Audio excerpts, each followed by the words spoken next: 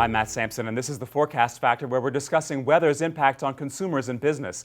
I'm joined by storm specialist Dr. Greg Postel and the business and weather expert Paul Walsh for the Weather Channel.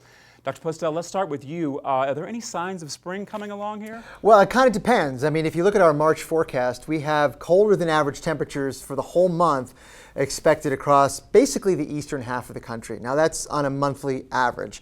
But if you look at this week's weather early this week, it looks pretty nice across the country. I mean, we've got 60s and 70s in places that haven't seen it yet this winter. So there are signs that the pattern is beginning to loosen up a little bit. But of course, as we head toward the end of this week, it looks like more cold air is coming on the backside. So maybe winter weather again back into the Northeast. But let me step back for a second and say that when you look at those March outlooks, you got to be careful. What we've outlined is the area where we think is most likely to be colder than average, and that is the Northeast.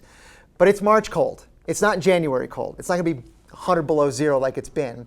And we're going to see, up and down movements in it, just like we will early this week. Some, pretty nice weather, then some cold weather, then back and forth like that. So overall, it shouldn't be too bad. Certainly, I think the worst is way over.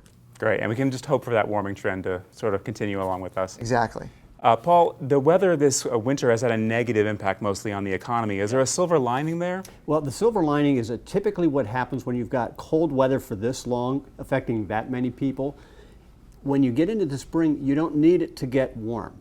You just need it to get normal, or a little bit more normal than what it's going to be. So what's going to happen is, when the weather starts to break, we're going to see an equal and opposite reaction from consumers. People are going to be breaking out of their homes. There's going to be a cabin fever effect that I think is going to infect the entire economy. So I think when we get into the end of March and into April, we're going to see a resurgence. And that resurgence is going to be led by the fact that it's finally spring. So there's kind of been a spending hibernation, if you will, that people are going to come out of and yes, exactly right. Get those credit cards out and yes, and go Katie, bar the door. Great. All right.